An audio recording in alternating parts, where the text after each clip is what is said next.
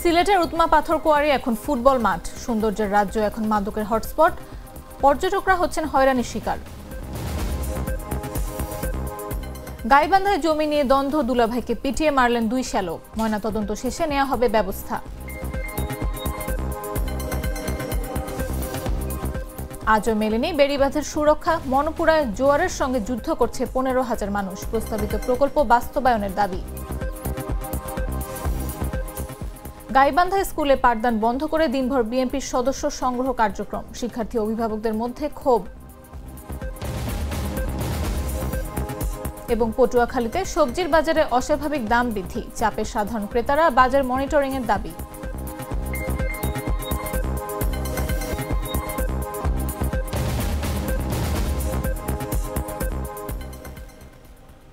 দেশজুড়ে সংবাদে সবাইকে আমন্ত্রণ, সাথে আছে আমি নাফিস আব্দুল্লাহ। সাধারণ খাবার এখন হবে অসাধারণ, প্রাণ স্বাদের মশলা, স্বাদ বাড়ায়, ঘ্রাণ ছড়ায়।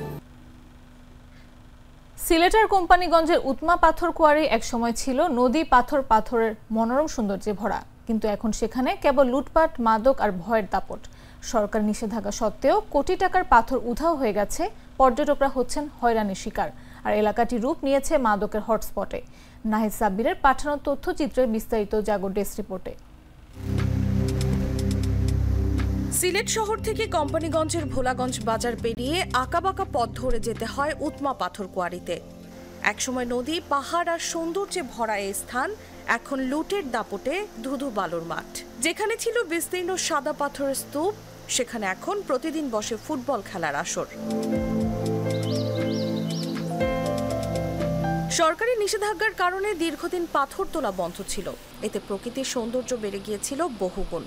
তবে 2023 সালের রাজনৈতিক অস্থিরতার সুযোগে স্থানীয় প্রভাবশালী চক্র রাতারাতি লুট করে নিয়ে যায় কোটি কোটি টাকার পাথর। প্রশাসন কিছু মরা পাথর জব্দ করলেও ভালো মানের সব পাথর উধাও হয়ে যায়। বিজিবির ক্যাম্প পাশে থাকলেও কিভাবে এত লুটপাট হলো, সেটাই এখন সবচেয়ে বড় প্রশ্ন। স্থানীয় বাসিন্দাদের অভিযোগ, পর্যটক প্রবেশ বন্ধ রেখে সংগঠিতভাবে লুট করা হয়েছে পাথর। বর্তমানে পর্যটকরা বেড়াতে গেলে সেখানে নানা হয়রানির শিকার হন। বাইক আরোহীদের কাছ থেকে তেল, মোবাইল, এমনকি মানিব্যাগ পর্যন্ত ছিনিয়ে নেওয়া হয়। এরই মধ্যে এলাকাটি পরিণত হয়েছে মাদকের হটস্পটে। নদীর পাড়ে স্থানীয় যুবকেরা খোলাখুলিভাবে পর্যটকদের ইয়াবা, মদ সহ নানা নেশাজাতীয় দ্রব্য প্রস্তাব করে। জাগো নিউজের প্রতিবেদককেও মাল লাগবে নাকি বলে প্রস্তাব দেন এক যুবক। পর্যটকদের অভিজ্ঞতাও একই, মাদক না কিনলে চড়াও হয়ে ওঠে তারা। মাদকদ্রব্য নিয়ন্ত্রণ অধিদপ্তর জানায়, সীমান্ত দিয়ে মাদক প্রবাহ বন্ধে অভিযান চলছে, তবে সরবরাহ পুরোপুরি বন্ধ করা সম্ভব হয়নি। সীমান্ত দিয়ে মাদক প্রবেশের সঙ্গে সঙ্গেই মামলা করা হলেও চক্রটি আবার নতুন পথে সরবরাহ করছে। খনিজ সম্পদ উন্নয়ন ব্যুরো বিএমটির তথ্য মতে উৎমা পাথর কোয়ারির আয়তন প্রায় 306 একর। এত বিশাল জায়গা থেকে পাথর উধাও হয়ে যাওয়া প্রশাসনের নজরদারি নিয়ে প্রশ্ন তুলেছে স্থানীয়রা। উৎমা কোয়ারির সৌন্দর্য এখন অতীতের গল্প। লুটপাট, মাদক ও ভয় সব মিলিয়ে সীমান্তের এই এলাকা পরিণত হয়েছে অরক্ষিত জনপদে। নিউজ ডেস্ক, জাগো নিউজ। গাইবান্ধা সদর উপজেলায় শ্যালকের লাঠির আঘাতে দুলাভাই নিহত হয়েছেন। বৃহস্পতিবার সকালে সদর থানার ভারপ্রাপ্ত কর্মকর্তা মোহাম্মদ শাহিনুর তালুকদার বিষয়টি নিশ্চিত করেছেন। এর আগে বুধবার সন্ধ্যার দিকে উপজেলার প্রধান বাজারের ব্যাপারী পাড়া গ্রামে এ ঘটনা ঘটে।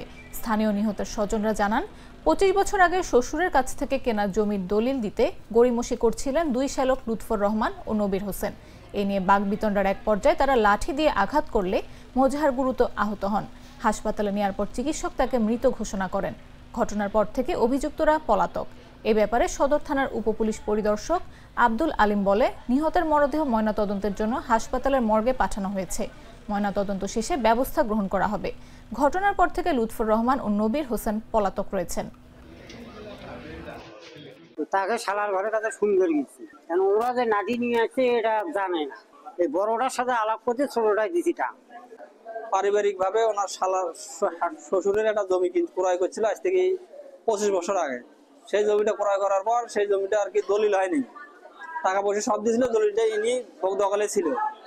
মারি খাওয়ার পর শ্বশুর মারা যায়, মারা যাওয়ার পর সেই জমিটা আবার ইনি শালার ঘরে চাপ দিয়েছিল যে আমার জমি দিয়ে দলিল করে দাও। বন্ধুরা তারা সেই পরিপ্রেক্ষিতে কি করলো যে ওনার সাথে একটা বিশৃঙ্খলা সৃষ্টি করলো। সংবাদ পাইছে যে উত্তরগিদেরই মোহাম্মদ মোজাহার আলী আজকে হাসপাতাল আসার পরে কর্তব্যরত ডাক্তার ওনাকে মৃত ঘোষণা করছে। আমরা লাশ দেখেছি, করছি, পোস্টমর্টম হবে। পোস্টমর্টম হওয়ার পরে আমরা আইনত। নির্মাণের পর থেকে অব্যবহৃত পড়ে আছে 21 কোটি টাকা ব্যয় নির্মিত ভৈরব মৎস্য অবতরণ কেন্দ্র। কেন্দ্রটির কার্যক্রম শুরু না হওয়ায় কোনো কাজে আসছে না এটি। নির্মাণের 4 বছর পেরিয়ে গেলেও ব্যবসায়ীরা না আসায় রাজস্ব হারাচ্ছে সরকার। ব্যবসায়ীদের দাবি, সরকার যে শর্ত দিয়েছে তা মেনে ব্যবসা করা সম্ভব না। জানা যায়, কিশোরগঞ্জের ভৈরবে পুরাতন মেঘনা ফেরিঘাটে মৎস্য উন্নয়ন কর্পোরেশনের তত্ত্বাবধানে 20,79,40,000 টাকা ব্যয়ে 4 তলা মৎস্য অবতরণ কেন্দ্রটি নির্মাণ করে মৎস্য অধিদপ্তর। 2018 সালে নির্মাণ কাজ শুরু করে 2021 সালের 13 অক্টোবর আনুষ্ঠানিকভাবে উদ্বোধন করা হয়। অবতরণ কেন্দ্রটি 21% ভূমির ওপর নির্মিত।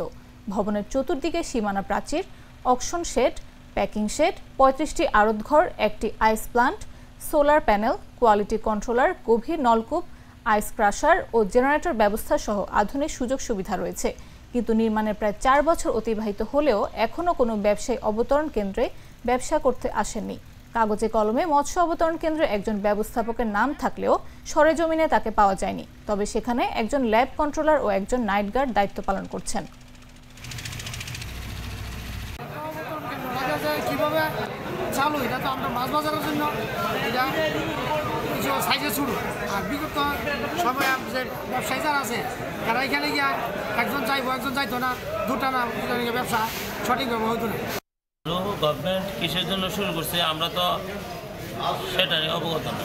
এই জায়গা, এই মাছ বাজারের জায়গা আমাদের নিজস্ব পার্সোনাল, আমরা ভাড়া লাগে না। আমরা পানি পাইতেছি পারলো নিজস্ব পাম্প বয়, গড় নিজের, সব কিছু নিজে। তো আমরা তাদের এখনো কিসের জন্য যাবো? আমাদের নিজেদের গরু 80% লোকে নিজের গরুর ব্যবসা করে, 80% লোকে, আর 20 পয়সা লোকেরও পারা অনেক নিজের করতে তার যাইতে পারি না। আপনার নিজের ঘর আমরা কিভাবে যাবো? স্থানীয় যে মৎস্য আড়ত তারা এখানে আপনার ট্রান্সফার হয়নি, হয়তোবা তারা বলছে যে আপনার স্থান সংকলন। কারণ আমরা জানি যে মৎস্য অবতরণ কেন্দ্রে এখানে আপনি 35টির মতো আড়ত বসার সুযোগ রয়েছে, কিন্তু আপনার বাস্তবে আমাদের কিন্তু প্রায় 150টির মতো মৎস্য আড়ত রয়েছে। এসব কারণে ওরা এখানে আপনার ট্রান্সফার হয়নি। পরবর্তীতে বিগত 1 বছর আগেও সেখানে স্থানীয় প্রশাসন এবং মৎস্য আড়তদারদের মধ্যে বিভিন্ন ধরনের আপনার। ফেনীতে জুলাই গণ অভ্যুত্থান সংক্রান্ত এক মামলায় মোহাম্মদ হাসান নামে এক তরুণকে গ্রেফতার দেখিয়ে কারাগারে পাঠানো হয়েছে। এ ঘটনায় স্থানীয়দের মধ্যে ক্ষোভ সৃষ্টি হয়েছে। এলাকাবাসীর অভিযোগ, দোকানে খেলা দেখা নিয়ে বিরোধের পর আটক হওয়া কয়েকজনকে ছেড়ে দিলেও রাজনৈতিকভাবে সক্রিয় হাসানকে ষড়যন্ত্র করে মামলায় জড়ানো হয়েছে।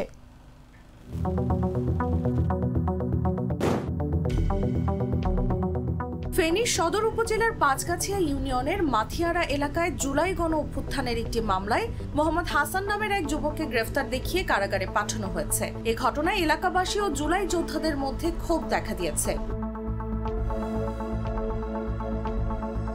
অভ্যুত্থানের পর স্থানীয় হারুনের পিঙ্কি স্টোরে প্রতিদিন টেলিভিশনে খেলা দেখে হই হুল্লোড় করত কিশোর যুবকরা। এতে বিরক্ত হয়ে পল্লী চিকিৎসক জাহিদুল ইসলাম ভূঁইয়া তাদের নামে থানায় অভিযোগ করেন। 18 আগস্ট রাতে অতিরিক্ত পুলিশ সুপার আরিফুল ইসলাম সিদ্দিকের নেতৃত্বে অভিযান চালিয়ে 7 জনকে আটক করা হয়। পরে 6 জনকে ছেড়ে দিলেও সিএনজি চালক হানিফের ছেলে হাসানকে অভ্যুত্থানের আহতদের ঘটনায় দায়ের করা মামলায় গ্রেফতার দেখানো হয়।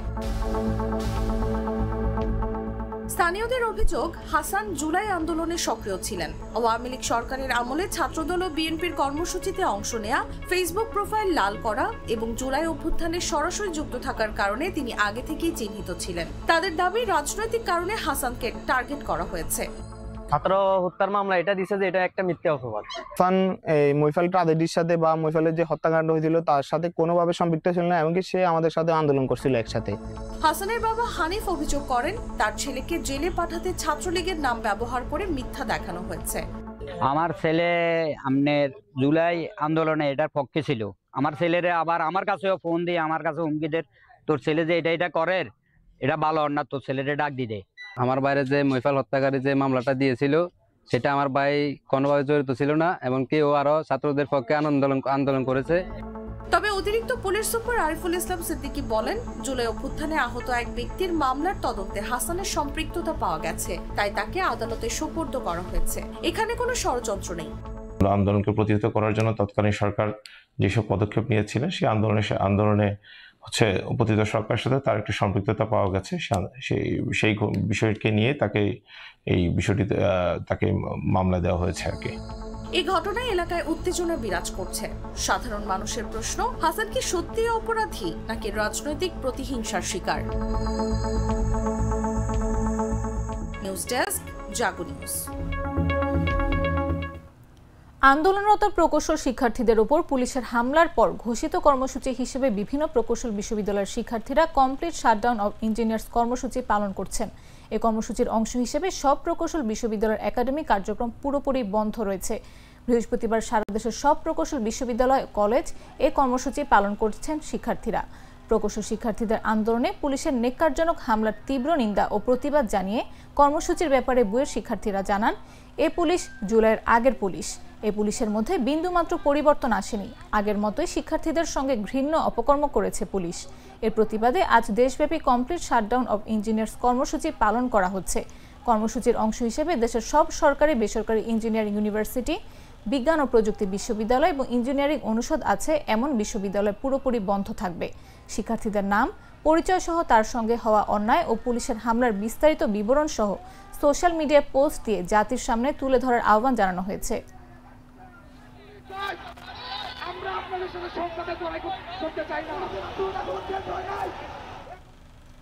ভোলার মনপুরার কলাতলী ইউনিয়নের 15,000 মানুষ প্রতিদিন জোয়ারের পানির সঙ্গে যুদ্ধ করে টিকে আছেন। ঘরবাড়ি, জমি আর জীবিকা হারিয়েও আজও পানি বেড়িবাঁধের সুরক্ষা। প্রায় 3,500 কৃষক প্রতি বছর ফসল হারিয়ে ফেলেন নদীর জোয়ারে।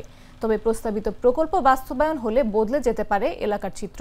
বিস্তারিত জাগো টেস্ট রিপোর্টে। ভোলার মনপুরা উপজেলার বিচ্ছিন্ন কলাতলী ইউনিয়নের প্রায় 15,000 মানুষ বছরের পর বছর জোয়ারের পানির সঙ্গে যুদ্ধ করে টিকে আছেন।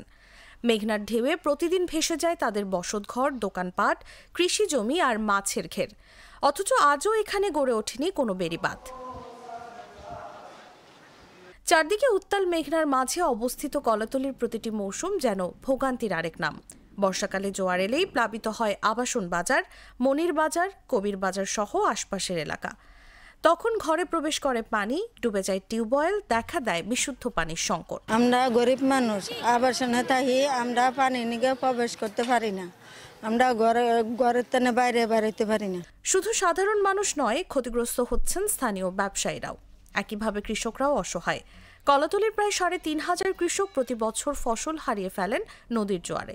আমরা চাষ করি, বিভিন্ন ধান টান এমন মরিচ টরিচ দিয়ে লুট করি, এগুলা পানি উঠে জলতে নষ্ট করে আলায়। যদি বেরিবাদ হইতো তাহলে আর এখানে নষ্ট হইতো না। আমার দোকানের মালামাল ভিজে গেছে এবং আমার পাশের যে দোকানের বাইকের মালামালগুলো ভিজে গেছে। তবে আশার কথা শোনালেন উপজেলা নির্বাহী কর্মকর্তা ফজলে রাব্বি। তিনি বলেন, কলাতলীতে বেড়িবাঁধের প্রস্তাবনা পাঠানো হয়েছে। এই সমস্যাটা আমাদের মনপুরার মূল ভূখণ্ডেও ছিল। এর ফলে মনপুরার এই সমস্যাগুলো দূরকরণের জন্য মনপুরার চারপাশে কিন্তু 52 কিলোমিটার ব্যাপী একটি পানি উন্নয়ন বোর্ডের আওতায় একটা প্রকল্প নেওয়া হয়েছে বেড়িবাঁধ নির্মাণের।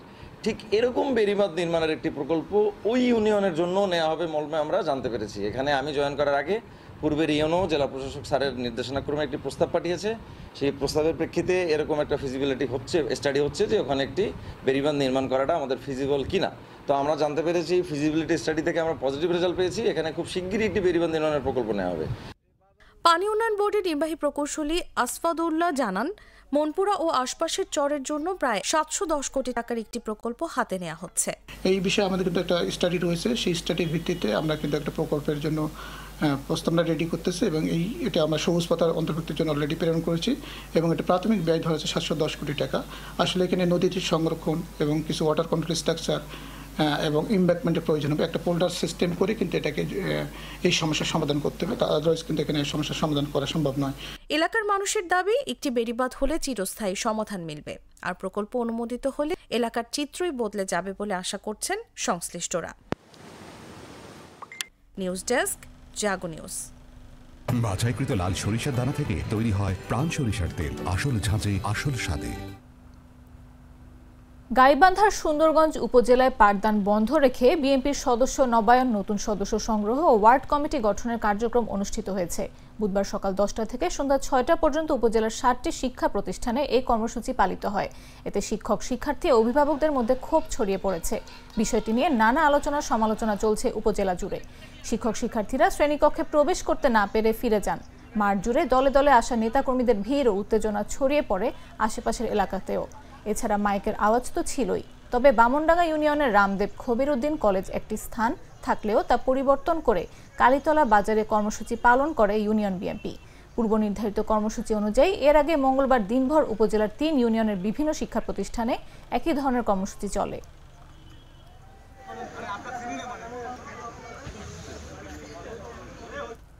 পটুয়াখালীর বাজারে অস্বাভাবিক বৃদ্ধি পেয়েছে সবজির দাম। এতে চাপে পড়েছেন সাধারণ ক্রেতারা। এই মুহূর্তে পটুয়াখালীর সবজির বাজারে আছেন সহকর্মী মাহমুদ হাসান রায়হান। সরাসরি যাচ্ছি তার কাছে। এখন দাঁড়িয়ে রয়েছি পটুয়াখালীর হেতালিয়া বাদঘাট এলাকায়। এখানকার যে বাজারটি রয়েছে এখানেই সবচেয়ে বেশি, পটুয়াখালী শহরের ভিতরে সবচেয়ে বেশি স্থানীয় সবজিগুলো উঠে থাকে। তবে বর্ষা মৌসুম থাকায় চাষাবাদের যে সব মাঠগুলো রয়েছে সেখানে পানি থাকায় এখানে কিন্তু পর্যাপ্ত পরিমাণ যে স্থানীয় সবজি সেগুলো উঠছে না। এর কারণেই কিন্তু এখানকার ব্যবসায়ীরা বলছে যে সবজির দাম দিন দিন বৃদ্ধি পাচ্ছে। তবে গত 1 মাসে প্রতিদিন সবজির দাম আস্তে আস্তে করে বাড়ছে এবং এর সাধারণ মানুষ যারা ক্রেতা রয়েছে তারা কিন্তু ক্ষোভ প্রকাশ করছে। আমরা এখানকার যে সাধারণ মানুষ এবং যারা এই বাজারে কেনাকাটা করে থাকে তাদের সাথে একটু কথা বলে থাকি যে এই 80 টাকা আর এই শসা 40 টাকা, এই ধনেপাতা 10 টাকা, আর এই কদু শাক একাডি 50 টাকা। আচ্ছা, আপনার কাছে কি মনে হয় দাম বেশি না কম? সব দাম বেশি, সব দাম বেশি। আচ্ছা, আমরা শুনছিলাম এখানকার যে ক্রেতা রয়েছে তিনি কিন্তু বলছিলেন যে এই বৃষ্টির মৌসুম শুরু হওয়ার পর থেকে কিন্তু সবজির দাম বৃদ্ধি পাচ্ছে। তবে এখানে কিন্তু আসলে সাধারণ মানুষদের এমনিতেই কিন্তু যে আয়ের অবস্থা তার মধ্যে কিন্তু এরকম সবজির দাম যেটা সাধারণ মানুষ সবসময় ক্রয় করে থাকে নিত্য প্রয়োজনীয় জিনিস, সেটা বৃদ্ধি পাওয়ায় সাধারণ মানুষ কিন্তু হিমশিম খাচ্ছে এই বাজার করতে। যিনি সবজি বিক্রেতা রয়েছে তার সাথে একটু কথা বলি। জি ভাই, সবজির কি অবস্থার দাম এবং কোনটার দাম কেমন যদি বলতেন? ভাই, এখন বর্ষার মৌসুমে এর কারণে সবজির দাম একটু বৃদ্ধি। আপনার 1-1.5 মাস পরে আপনার সবজির দাম অনেক সস্তা হয়ে যাবে, মানে নতুন সবজি উঠে যাবে, তখন সবজির দাম কমে যাবে। আচ্ছা, এই স্থানীয় সবজিগুলো কেমন উঠতেছে এবং দাম কেমন? স্থানীয় সবজি একেবারেই নাই বললেই চলে, মোটামুটি অল্প কিছু আছে শাক পাতা, এছাড়া আপনার অন্য কোনো সবজি স্থানীয় নাই। আমরা শুনছিলাম এখানকার যে ব্যবসায়ী রয়েছে তারা কিন্তু বলছিলেন যে আগামী 1 মাস পর্যন্ত এরকমই দাম থাকবে। তবে তারা আশা করছেন যে 1 মাস পরে হয়তো সবজির দাম কমতে পারে। পটুয়াখালীর এই হাতালিয়া বাদঘাটটিতে সবসময় সতেজ এবং স্থানীয় সবজিগুলো পাওয়া যায় এবং এখানের যে দোকানগুলো এবং যে বিক্রেতা এবং ক্রেতা তারা কিন্তু বলছিলেন যে এই সবজিগুলোর দাম দিন দিন বৃদ্ধি পাচ্ছে এবং সাধারণ মানুষদের ক্রয় ক্ষমতার বাইরে চলে যাচ্ছে। আপনারা জানেন যে এই দীর্ঘ 2 থেকে 3 মাস আগেও কিন্তু সবজির দাম কম ছিল এবং গত 1 মাস থেকে সবজির দাম আস্তে আস্তে করে বৃদ্ধি পাচ্ছে। পটুয়াখালীর হেতালিয়া বাদঘাট থেকে এই ছিল আমার কাছ থেকে সর্বশেষ। প্রাণ কফি ক্যান্টিন, কররা কফি, কঠিন স্বাদে হাইকে বলো বাই। মানসিক ভারসাম্য হারিয়ে ওমান থেকে দেশে ফেরা লক্ষ্মীপুরের যুবক মোহাম্মদ সুমন বাড়িতে ফিরেছে। বুধবার বিকেলে ওয়েজ আর্নার্স কল্যাণ বোর্ডের প্রবাসী কল্যাণ ডেস্কের অ্যাম্বুলেন্সে করে তিনি লক্ষ্মীপুরের সদর উপজেলার রতনপুর গ্রামের বাড়িতে পৌঁছান। এ সময় Noakhali migration and reintegration support সেন্টারের sector specialist economic reintegration Nahid Zulfikar ও বেগমগঞ্জ উপজেলা শাখার প্রোগ্রাম অর্গানাইজার শাখাওয়াত হোসেন উপস্থিত ছিলেন। পরিবারের সদস্যরা জানান, বিদেশে যাওয়ার প্রায় 12 বছর পর অসুস্থ অবস্থায় সুমন বাড়িতে এসেছেন। এর মধ্যে প্রায় 8 মাস থেকে বাড়ির সঙ্গে তার কোনো যোগাযোগ ছিল না। বাড়ি থেকে ওমানে থাকা আত্মীয়স্বজনদের সঙ্গে যোগাযোগ করেও তার খোঁজ পায়নি পরিবার। তাকে দেখতে বাড়িতে অপেক্ষায় ছিলেন পরিবারের সদস্যরা। মঙ্গলবার বিকেল 3:25 ইন্ডিগো এয়ারলাইন্সের একটি বিমানে ওমান থেকে দেশে ফেরেন সুমন নামের ওই প্রবাসী। তার কাছে কোনো পাসপোর্ট ছিল না। বিমানবন্দরে অসুস্থ অবস্থায় পাওয়া গেলে এভিয়েশন সিকিউরিটি ও বিমানবন্দর কর্তৃপক্ষের সহযোগিতায় তাকে ব্র্যাক মাইগ্রেশন ওয়েলফেয়ার সেন্টারে নিয়ে যাওয়া হয়। বুধবার বেলা 11টায় ওয়েজ আর্নার্স কল্যাণ বোর্ডের প্রবাসী কল্যাণ ডেস্কের ডেপুটি ডিরেক্টর শরীফুল ইসলামের উপস্থিতিতে বড় ভাই মোহাম্মদ মামুনের কাছে তাকে হস্তান্তর করা হয়।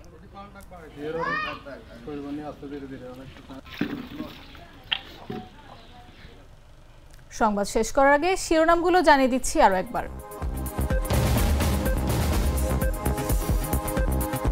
সিলেটের উৎমা পাথর কোয়ারি এখন ফুটবল মাঠ, সৌন্দর্যের রাজ্য এখন মাদকের হটস্পট, পর্যটকরা হচ্ছেন হয়রানির শিকার। গাইবান্ধায় জমি নিয়ে দ্বন্দ্ব, দুলাভাইকে পিটিয়ে মারলেন 2 শ্যালক, ময়নাতদন্ত শেষে নেওয়া হবে ব্যবস্থা। আজও মেলেনি বেড়িবাঁধের সুরক্ষা। মনপুরায় জোয়ারের সঙ্গে যুদ্ধ করছে 15,000 মানুষ। প্রস্তাবিত প্রকল্প বাস্তবায়নের দাবি। গাইবান্ধা স্কুলে পাঠদান বন্ধ করে দিনভর বিএনপির সদস্য সংগ্রহ কার্যক্রম। শিক্ষার্থী অভিভাবকদের মধ্যে ক্ষোভ। এবং পটুয়াখালীতে সবজির বাজারে অস্বাভাবিক দাম বৃদ্ধি। চাপে সাধারণ ক্রেতারা, বাজার মনিটরিং এর দাবি।